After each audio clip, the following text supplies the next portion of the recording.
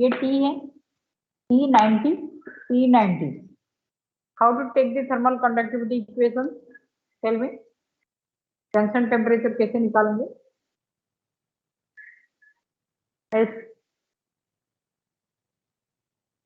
Q by T remaining same, quantity of heat divided by time we have taken yesterday. K क्या बने? K तीनों का same है क्योंकि थर्मल कंडक्टिविटी तीनों इक्वल मटेरियल है, तो क्या लिखेंगे? सपोज मैं K लिखती हूँ, एरिया ऑफ क्रॉस सेक्शन भी सेम है K, तो यहाँ मैं लिखूंगी 0 माइनस T, है ना, डिवाइडेड बाय इसका थिकनेस x. दूसरी साइड में क्या लिखूंगी? K एरिया ऑफ थिकनेस ये है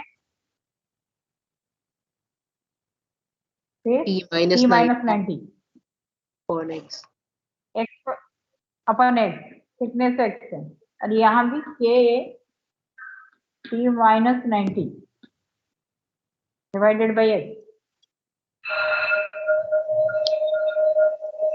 12 plus physics paper is over now. All questions are application based. Today we are having board exam. All questions are application based. हमारे पास different rooms है. जो अच्छे बच्चे हैं, means those who have a regular practice work, they are doing well. और सारे बच्चे पूरे दिन वॉशरूम ही जा रहे हैं. आज 12th क्लास का फिजिक्स के बोर्ड पेपर चल रहा था, अभी जस्ट एंड हुआ. Okay, next year this time we will face your board exam. All questions are application based in physics. Are you understanding? छोटे क्वेश्चन है लेकिन हर जगह आपको दिमाग लगाना पड़ेगा. T की वैल्यू 45 आएगी. 45 आएगी. Yes. और किसके पास आंसर है? T की वैल्यू 45 आएगी. 1990 डिवाइडेड बाय 2, यही बोल रहे हो ना? Yes ma'am. तो 45 कैसे हो गया? 90 माइनस T. अच्छा, यहाँ एक चीज है, दिस इज नॉट इक्वल. ये दोनों जॉइंट होके यहाँ आ रहे हैं, तो ये दोनों का एडिशन है. क्वेश्चन के अकॉर्डिंग ये दोनों एडिशन होके 0 डिग्री तक जा रहे हैं. ये एक है, ये एक, वो ये है. इन दोनों का एडिशन ये है, तो तीनों अलग नहीं है. जैसे हमारे साथ क्वेश्चन क्या था? हमारे क्वेश्चन में ऐसे था, ये यहाँ ऐसे 30 डिग्री. मैम 60 आएगी ना फिर तो. 60. T 60 degree is the correct answer. इसमें 60 डिग्री ऑप्शन करेक्ट है, क्योंकि ये मेथड है. अगेन इसी द मेथड. हम लोग सपोज इसको लिए, ये इसी का एक साइड में कनेक्शन है, लेकिन ये इसको 2 साइड में कनेक्शन है, इसलिए ये दोनों एडिशन है समझ में? ये दोनों एडिशन है, इसके साथ कनेक्ट है. अगर इसके साथ में तीसरा भी दे दूंगी तो तीसरा भी एडिशन होगा, तीसरा यहाँ एडिशन होगा. जितना इस साइड में है 0 डिग्री के अल्टरनेट साइड में वो सारे एडिशन है. ऐसा समझ रहे? मैम अगर 4 रोड्स होती और ऐसी शेप में होती, मतलब पैरेललोग्राम के डायगोनल्स की तरह, तब? हाँ, तो 0 डिग्री को एक साइड कर दो, 0 बना, और सबको ऐड कर दो. अच्छा, व्हाट यू आर टेलिंग? ये इस टाइप का Himanshu, you are asking like this? ये चारों एडिशन है. Yes ma'am. इसमें देखना पड़ेगा 0 कहाँ है, तो वो 0 यहाँ है, ये वाला 0 है, तो इसी का इस एंड के साथ ये भी कनेक्शन है 0 के साथ, और ये भी कनेक्शन है, तो दोनों का एडिशन इसके साथ होगा. तो इसमें तो सेम टेम्परेचर ही रहेगा. टेम्परेचर क्या डिफरेंस होगा? ये तो सेम फ्रेम हो गया. क्वेश्चन थोड़ा गलत है इसमें, क्योंकि ऐसे क्वेश्चन कोई देगा ही नहीं. ठीक है हिमांशु? क्योंकि इसमें सब में तो इक्वल टेम्परेचर हो जाएगा, इसमें नहीं होगा. तो T 60 degree, answer is correct. T 60 degree, this is the method, you can solve it. तो इसमें से हो गया 2T is equivalent to 180 degree. तो 1T is equivalent to 180 by 2, that is कितना होता है? 180 by 2 कितना होगा? 90 डिग्री होना चाहिए ना.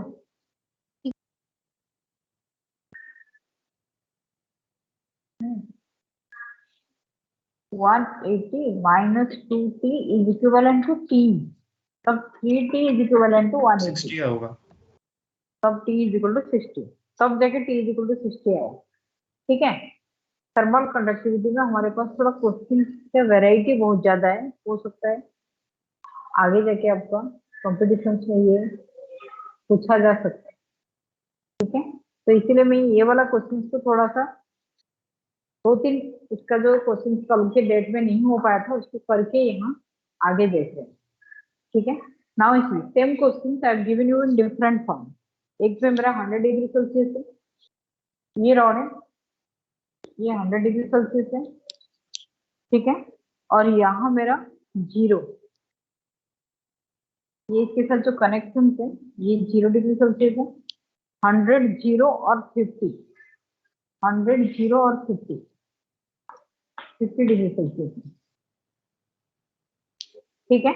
T is the temperature of the junction, T is the temperature of the junction, लेकिन इसका थर्मल कंडक्टिविटी अलग है।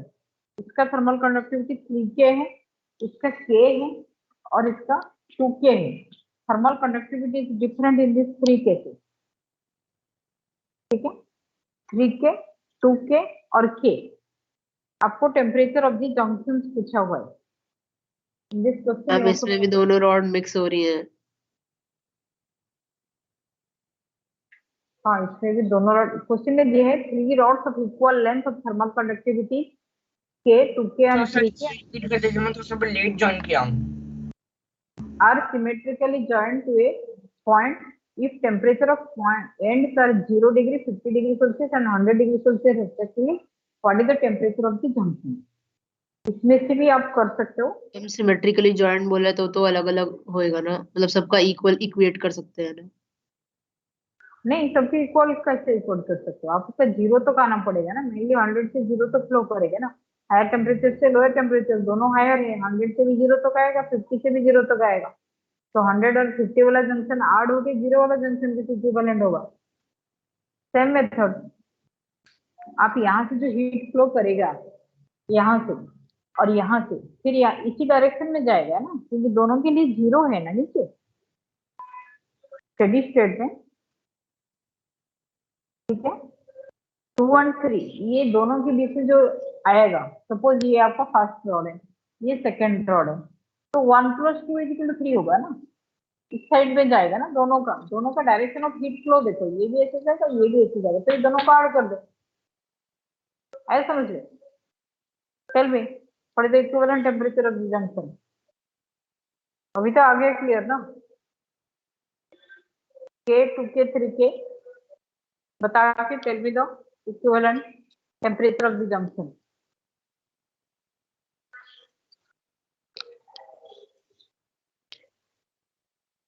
हंड्रेड 100 कैसे होगा? 100 तो ऑलरेडी यहाँ है, तो 100 आगे हो ही नहीं सकता। 100 तो आगे हो ही नहीं सकता। 66.36 is the correct answer. 200/3 आ रहा है। Who has given this? Very good. 200/3 degree Celsius. 200/3 degree Celsius कैसे हुआ? क्या फिर वही सेम फॉर्मूला है? आपको ये Q3 है, सपोज Q3 ये 3 है, Q3 heat is equivalent to Q1/T plus Q2/T। Q2/T यहाँ से जो आ रहे हैं, यहाँ से जो आ रहे हैं, ऐड करके थर्ड में जा रहे हैं, तो फिर आप इसको इक्वेशन ले लो। इक्वेशन से आपके पास क्या होगा?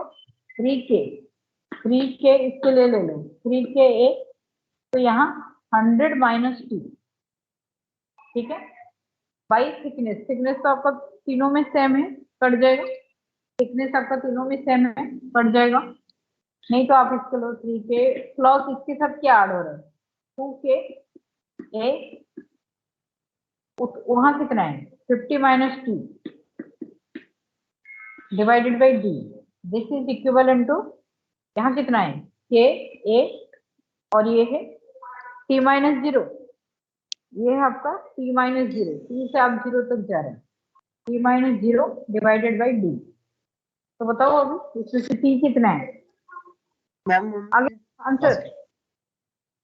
मैम एक बार और एक्सप्लेन कर दीजिए मैम कि इसमें प्लस क्यों कर रहे हैं? चलिए दोनों आप देखो, यहाँ से 100 डिग्री सेल्सियस से जो हीट एनर्जी वो कहाँ तक जाएगा? 0 तक। Yes ma'am. तो 50 डिग्री सेल्सियस भी तो जो आएगा 0 तक आएगा ना। यस तो मैम। ये दोनों, इसको आप पानी का पाइप ले लो, यहाँ से पानी सपोज ज्यादा है 100, यहाँ से पानी सपोज कम है, लेकिन यहाँ बहुत ही कम है, ये जमीन है, तो दोनों का पानी जमीन की तरफ जाएगा ना, तो इसीलिए दोनों यहाँ ऐड होके जा रहे हैं। है समझ में? The correct answer is 200/3। आ गया समझ में? Yes ma'am. Correct answer is 200/3। ठीक है, same question in different format. Thermal conductivity हमारे रेगुलर क्वेश्चन है, इसलिए मैं थोड़ा ज्यादा इसमें ले रही हूँ, क्योंकि आप कोई भी कंपटीशन के क्वेश्चन उठाओ, ये भर के है। ओके, ये वाला आपका 100 डिग्री सेल्सियस है, ये वही रेगुलर पैटर्न आ गया, ABC। ठीक है, ABC जो कल हम किए थे, अगर आपका मैथमेटिक्स जल्दी है तो आप कर सकते हो। ये वाला हमारे पास है 2K K/2। ठीक है, इसमें से ये आपका 0 डिग्री सेल्सियस है, 100 से 0 डिग्री सेल्सियस। फिर मैंने ABCD आंसर लिख लेते हो, जो क्विक कैलकुलेशन करना है वो मुझे आंसर मैच करा दो without guess, give me the answer. थोड़ा सा भी आंसर का हिंट मिल जाए तो आप इसको कर सकते हो। 85.7 57.1, 85.7 57.1 फर्स्ट वाला। सेकंड वाला है 80.85, 80 इसमें करना पड़ेगा 80.85, क्योंकि इसमें आंसर भी सर पास पास देगा। 50.1 और है 77, 48.3, 77.3, 77.3, 48.3, और एक उसके पास वाला होगा 75.8, 49.3। तो इसमें हमेशा ऐसे ही आंसर देते हैं 49.3। इसमें से विच आंसर इज करेक्ट? 100 और 0, 2K K/2, 2K K/2। बताओ which one is correct? Just write and tell me. Take your time.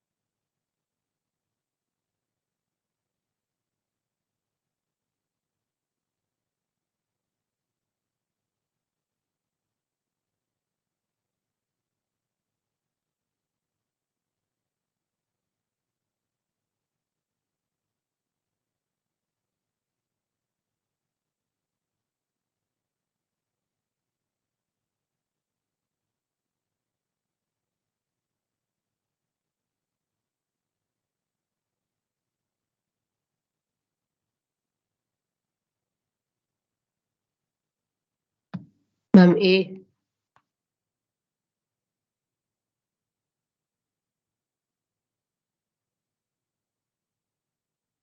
Ma'am A आ रहा है। Answer. Anyone with the answer? Ma'am A। बीच में फोन। हाँ, कितना है? Ma'am A T2 A answer. A option. Answer 85.7 into 57.1. Good. A is the answer. Anyone else who is getting A is the answer? हमारे पास भी answer A ही है। ठीक है, answer मेरे पास भी A है। कनक आ गए तुम्हारे? Kanak are you getting? A is the answer. Yes ma'am आ गया। ओके, और किसको समझ में आया, किसको डाउट है? वही सेम मेथड है। 2K area 100 - T1 divided by thickness. Method तो आपको पता है क्योंकि we are already doing so many problem. ठीक है, वो सारे बच्चे यहाँ दिखाई नहीं जा रहे, हमें तो पहले से था, अभी कोई है ही नहीं क्या? सब चले गए न्यूमेरिकल से देख के।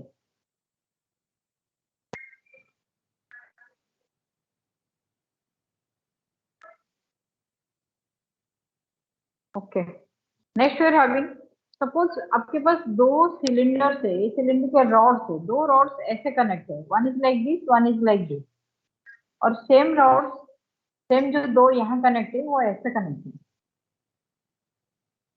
ठीक है, इसमें दिया हुआ है कि two rods of same length, radius and material transfer a given amount of heat in 12 second.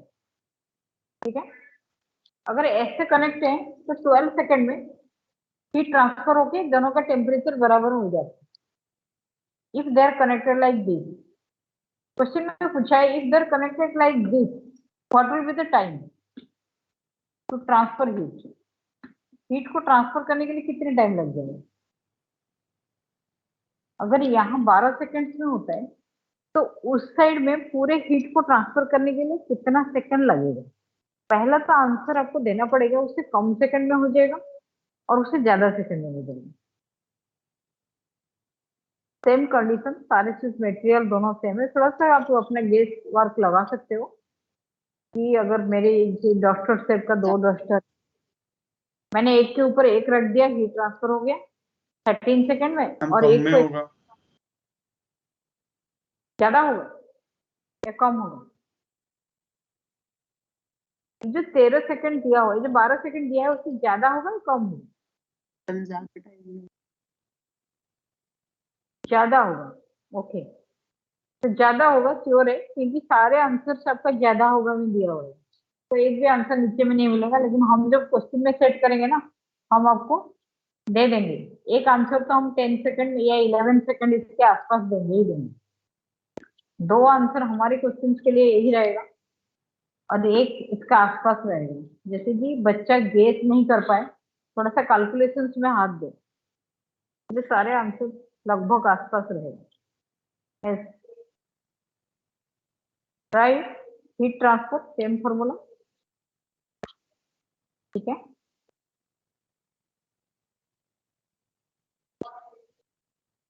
इसके हीट इसके साथ ट्रांसफर करने के लिए के को सेम ले लो।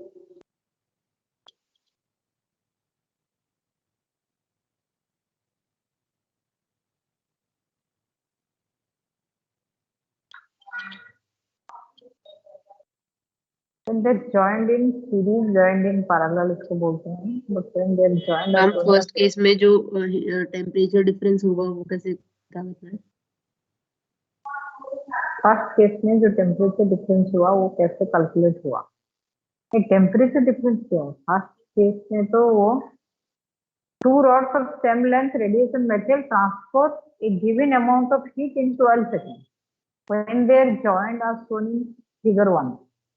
But when they are joined as shown in figure 2, then they will transfer same heat under same condition in what second? ठीक है, कैसे था? लेंदी था,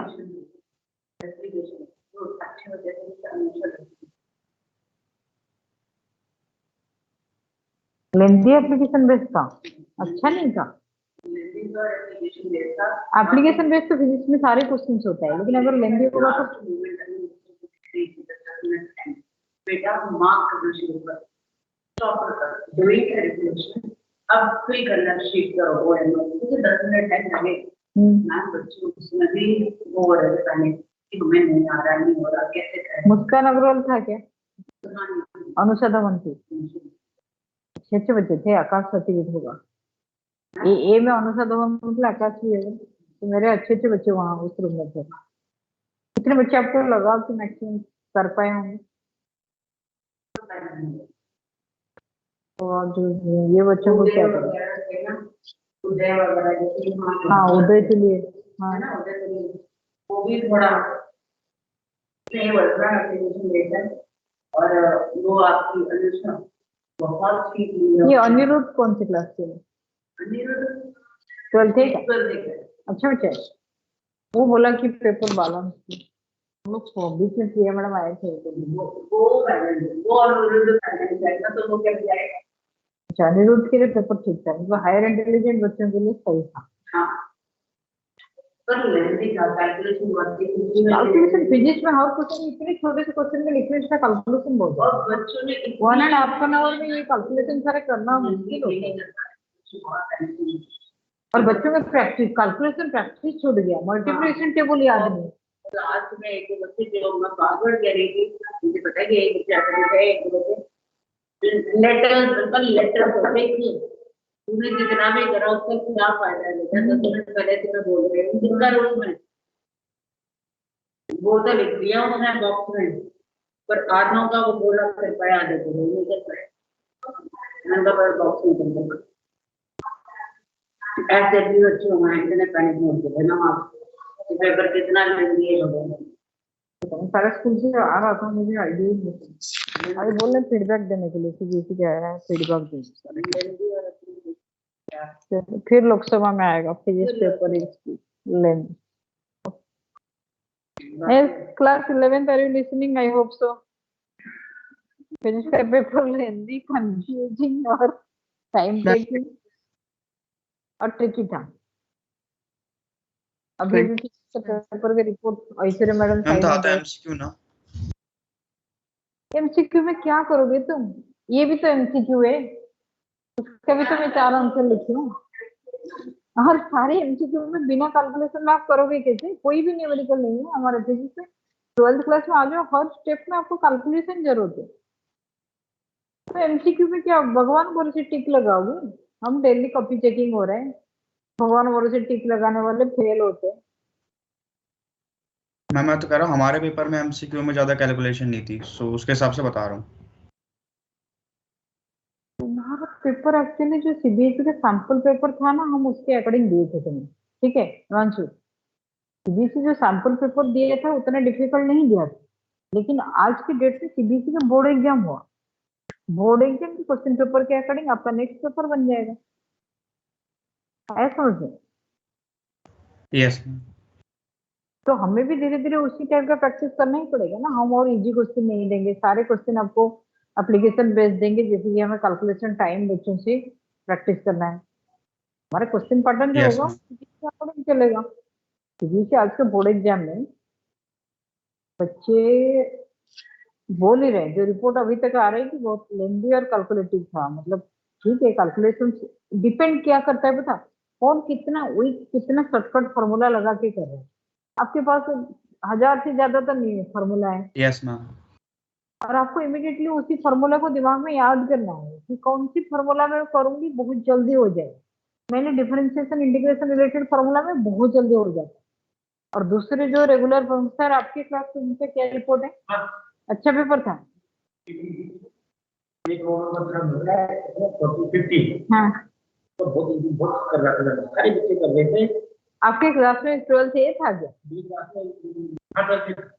हाँ सर। सारे बच्चों का रिपोर्ट ये था कि पेपर इजी है, पेपर इजी, और सारे बच्चों का रिजल्ट रिपोर्ट है बहुत ही पेपर डिफिकल्ट है। दूसरे सेक्शन 12th ए वाले थोड़े ज्यादा प्रैक्टिस करते हैं, दूसरे ये वाले करेंगे बैंकिंग का पेपर, लेकिन पेपर इजी था। मैंने इसको देखा, बच्चे कर रहे थे आराम से, तो कर रहे थे। चलो ठीक है, मेरे पास क्वेश्चन पेपर आई है रिपोर्ट देने के लिए, बट हम मैडम भेज ही रहे। Okay, is any answer for this? 24 degree आपका आ रहा है। और किसके पास आंसर है?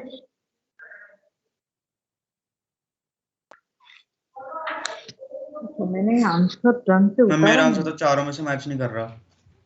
नहीं, चारों में मैच नहीं करेगा आंसर। आंसर में मैंने ढंग से लिखा ही नहीं। तुम्हारे आंसर 48 सेकंड आ रहे हैं क्या? No ma'am. आंसर तुम्हारे चारों में अभी तो मैच करना चाहिए। अभी बताओ, 48 सेकंड आंसर है मेरे पास। The answer is 48 second with me now. कितने टाइम में इसका हीट ट्रांसफर हुआ? वो 13 सेकंड दिया हुआ, फर्स्ट नहीं के हिसाब 12 से सेकंड दिया हुआ है। वाला तो सेकंड में हाफ हो जाना। क्या क्या? फर्स्ट में प्रोसेस लेयर डबल है तो देखो फर्स्ट क्वेश्चन में अगेन में रेडी कर रहे हैं, 2 rods of same length radius and material। Voice तुम्हारे लैग कर रहा है, मुझे सुनाई नहीं दे रहा है actually. When they are joined as shown in figure 1, 12 second में एक certain amount of heat transfer होता है, but when they are joined as shown in figure 2, same amount of heat energy transfer करने के लिए कितना टाइम लगेगा। अगर इसका एरिया ए है, जब मैं ऐसे करती हूँ तो एरिया कितना हो जाता है, 2a हो जाता है। अगर मैं ऐसे ज्वाइन करती हूँ तो यहाँ तो एरिया ए रहेगा, तो आपके पास जो यहाँ आएगा इसका थर्मल कंडक्टिविटी सेम है, सपोज k इंटू 2a आ जाएगा। यहाँ एरिया कितना, k इंटू 2a, और उसके बाद इसका जो temperature difference, suppose delta T temperature, और ये T1 सेकेंड, T1 मीन्स आपके पास कितना दिया है 12 सेकेंड, T1 को आप 12 सेकेंड लिख सकते हैं, 12 सेकेंड डिवाइडेड बाय इसका थिकनेस डिवाइडेड बाय इसका लेंथ इसका L रहेगा। लेकिन जब इस साइड में आ जाएगा, इस साइड में क्या चेंज होगा, एरिया तो यही रहेगा क्योंकि एरिया डबल नहीं हुआ।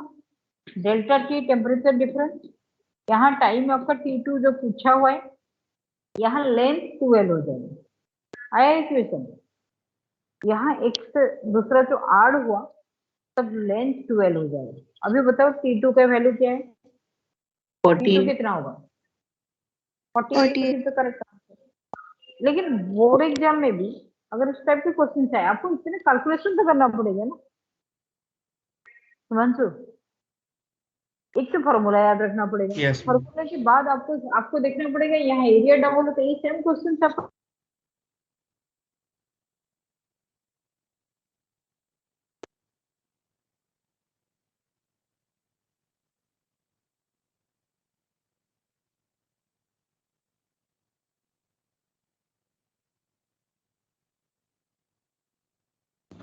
मैम आपकी वीडियो लैग हो रही है।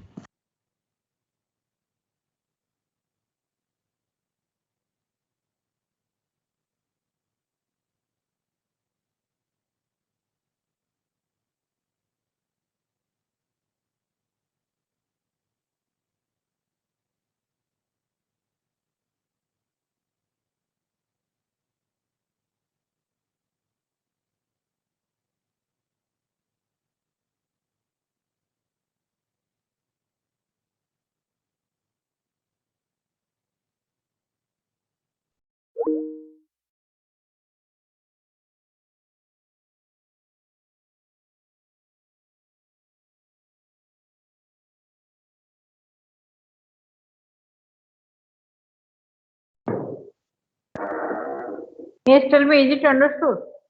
एक्चुअली बीच में कॉल भी आ रहे हैं ना श्वेता मैडम का, वर्षा मैडम का, क्योंकि अभी एग्जाम ओवर हुआ। I am with the physics paper now. Question paper दूर से तो बड़ा अच्छा लग रहा है।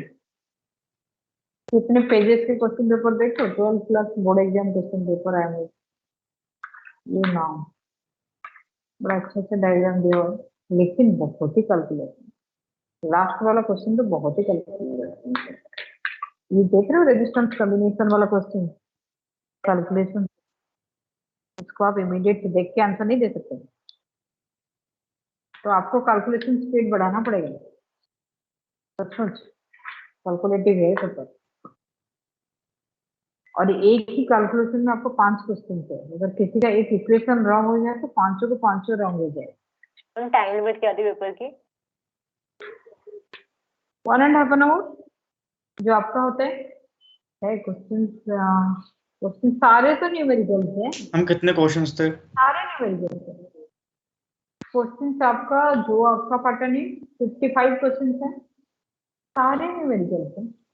देख रहे हैं यहाँ, ये वाला क्वेश्चन का न्यूमेरिकल वैल्यू, ये क्वेश्चन न्यूमेरिकल, ये question numerical, reasoning ma'am assessment 4 visible नहीं है क्लियरली। के बाद नेक्स्ट सिटी देख रहे हैं, सारे न्यूमेरिकल हैं। नहीं, यहाँ थोड़ा सा है, जो पहला सेट है, सेट बी में सब न्यूमेरिकल्स हैं, सेट ए में भी मैक्सिमम न्यूमेरिकल है। बच्चे फॉर्मूला जरूर होते हैं आपको, बस सेट ए का पहला 2 क्वेश्चन थियोरेटिकल है। चलो okay, I will see after the class. Now you tell me answer. ये समझ में आया 48 डिग्री 48 सेकंड कैसे हुआ? ये सेम क्वेश्चन आपका रेजिस्टेंस में आएगा 12th क्लास में। यहाँ 2 रजिस्टर हैं, वहाँ 2 रजिस्टर ऐसे कनेक्शन से करंट के लिए इक्वेशन सेम रहेगा। यहाँ थर्मल कंडक्टिविटी और वहाँ रजिस्टर आएगा।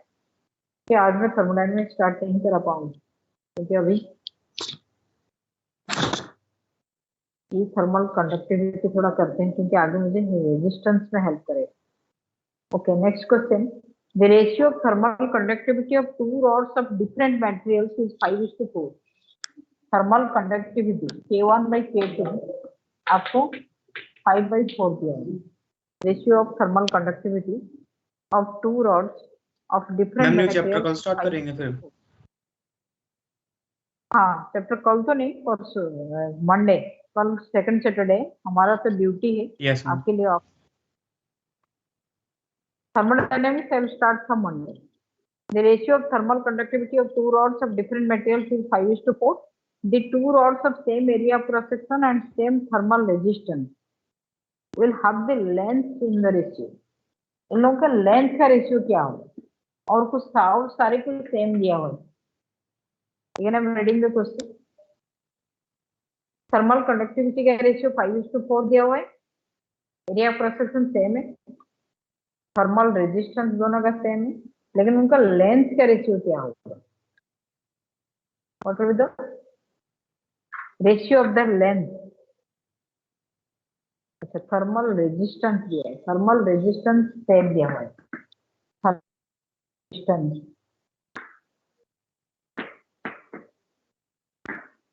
से मैम 5/4 है ऑप्शन में। Thickness divided by K into thermal conductivity into area, ये दोनों का सेम है। Thickness by K into area. What is the ratio? 5/4 है। Good thermal answer. रेजिस्टेंस क्या होता है? सेम 5/4 दिया तो दिया। Thickness divided by thermal conductivity into area दे तो दिया आपको, ठीक है। कुछ थियोरेटिकल क्वेश्चन जो सीबीएसई 4-5 दिया है उसके अकॉर्डिंग हमारे क्वेश्चन भी यहाँ है। एक क्वेश्चन पूछा है मॉड हाउसेस। मॉड हाउसेस कभी देखे हो? कहीं ट्रिप में गए हो जो मॉड हाउसेस में आप साइंटिस्ट पे लिखी हो?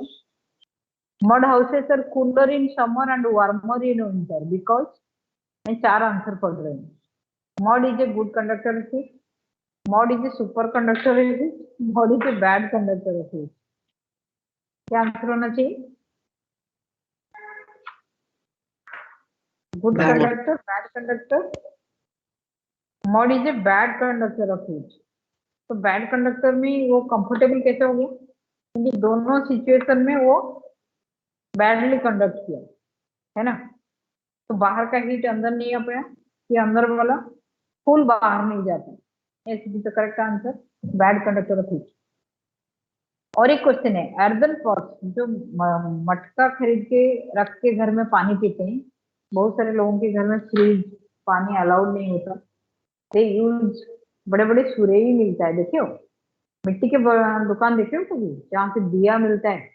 पानी हवी से मटका घड़ा पता नहीं क्या बोलते हैं हिंदी में। यस मैम, उसमें देखा पानी ठंडा किससे रहता है? उसमें पानी ठंडा किससे रहता है? मैम उसके पोर्स में एयर ट्रैप हो जाती है।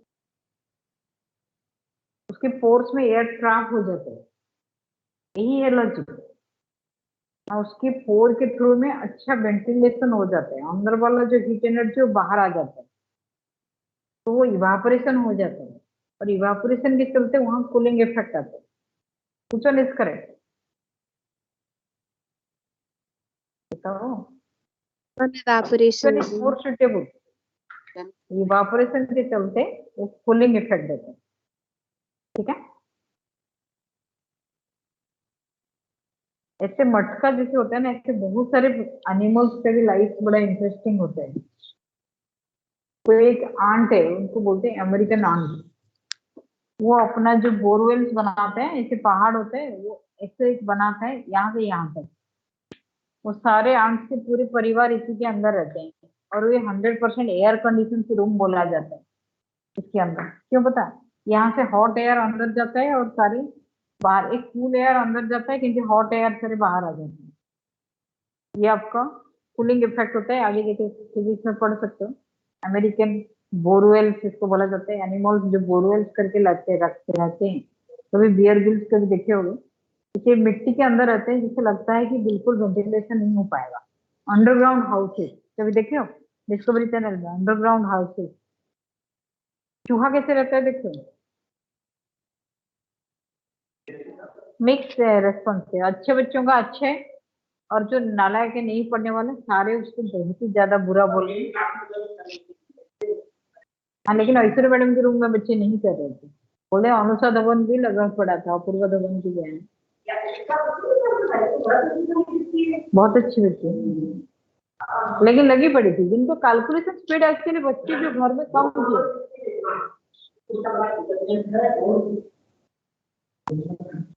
कौन?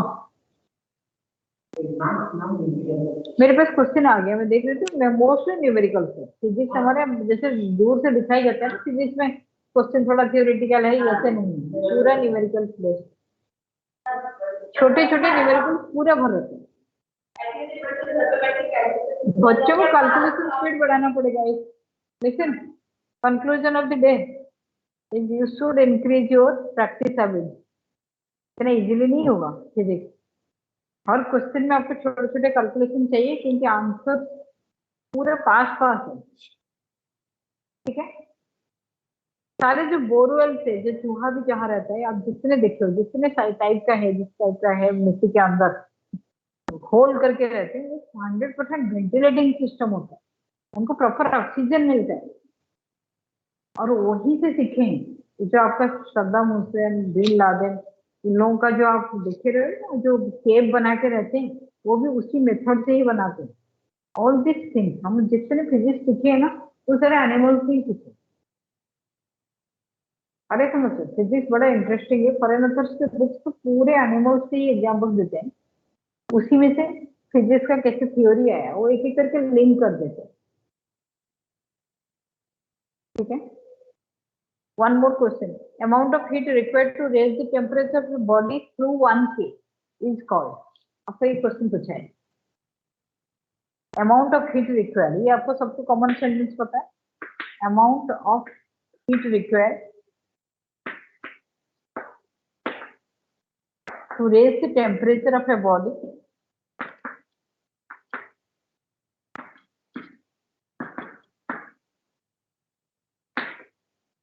through 1 degree Celsius और 1 Kelvin। इसको आप क्या बोलोगे? स्पेसिफिक है, मोलर स्पेसिफिक है, तो वाटर इक्विवेलेंट स्पेसिफिक है, B water equivalent, thermal capacity और हीट कैपेसिटी जो हम पढ़ाए थे आपको, और एंट्रोपी। केमिस्ट्री वाला थोड़ा सा एंट्रोपी सर्च किए होंगे मुझे लग रहा है। थर्मल कैपेसिटी मैक्सिमम आंसर हमें मिलता है स्पेसिफिक, जबकि आपको बार बार समझाए स्पेसिफिक से प्रॉपर यूनिट है। यहाँ amount of substance of a body दिया है, कितने अमाउंट का बॉडी नहीं दिया है। ठीक है, तो the correct answer is thermal capacity. Very good, correct answer is thermal capacity. तो इसीलिए आपको पूरे डिटेल्स में समझना पड़ेगा इस जगह हम आंसर क्या लिख सकते हैं। ठीक है, 12th क्लास के पेपर में आया हुआ था। नहीं, 12th क्लास के पेपर तो मेरे साइड में रखा हुआ है, मैं उसको खोल के देखी नहीं। 12th क्लास के पेपर में एक क्वेश्चन तो आप कर सकते हो, मुझे दूर से दिखाई जा रहा है। The electric power consumed by a 220 volt 100 watt bulb when operated at 110 volt, इसमें रटवाया भी था।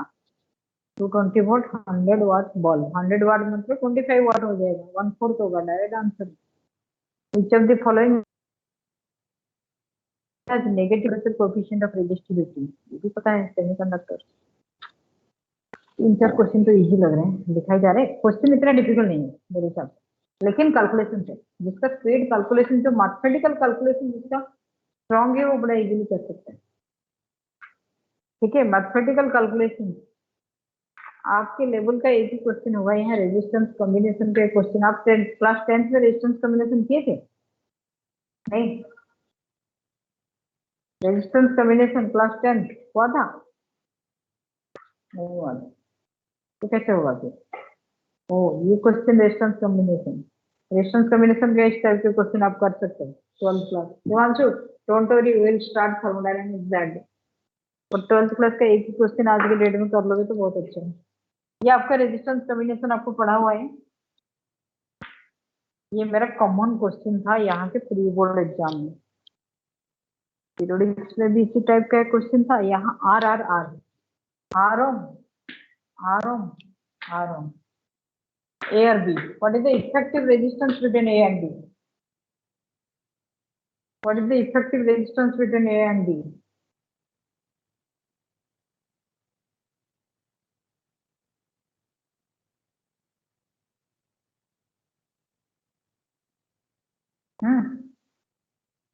बताओ।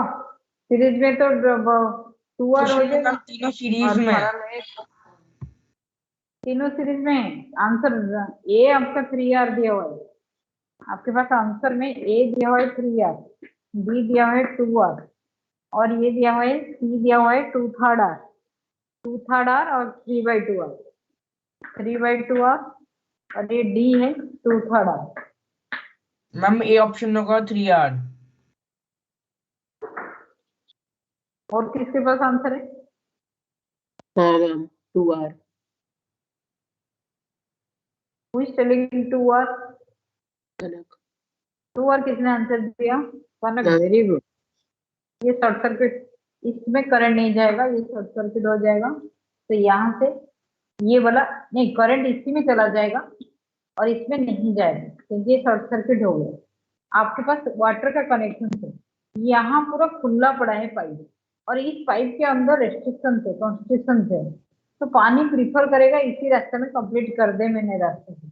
जैसे वाटर कनेक्शन करेगा ऐसे आपका करंट भी करेगा। तो R + R सीरीज में 2R is the correct answer. अरे ये क्वेश्चन मेरा कॉमन है, हम लोग 2 बार दिए हैं ये क्वेश्चन। अगर बच्चे इसको नहीं कर पाए तो हम क्या करें? बच्चा 3R लिखा होगा, पढ़ते कहाँ? चलो एक question done by Kanak of 12th। ठीक है, रेजिस्टेंस कॉम्बिनेशन का मेरे पास एक ही क्वेश्चन था, मैं तुमसे करवा दी। अच्छा है, मुझे good answer, at least 11th class के बच्चों को तो ये आंसर मिल गया। कनक तुम्हें पता था कि गेस कर लिया? मैम मैंने तो कुछ और ही लॉजिक लगाया था। चलो ठीक है, good. Now I can leave the class. Today I have to give the report to CBSE about the question paper. Himanshu, तुम्हें 2R समझ में आ गया? सिद्धार्थ शर्मा, नए नए बच्चे दिखाई जा रहे थे, आज तो बढ़िया क्लास होने वाला था। Okay, you can leave the class. Thank you. We'll continue. I hope others will join. आपको एक्चुअली क्लास में इसीलिए बोला जा रहा है क्योंकि क्लास में जितना जल्दी आप न्यूमेरिकल करोगे ना, वो प्रैक्टिस बन जाए। बहुत स्पीड में हम आंसर लेते हैं। Okay, thank you ma'am.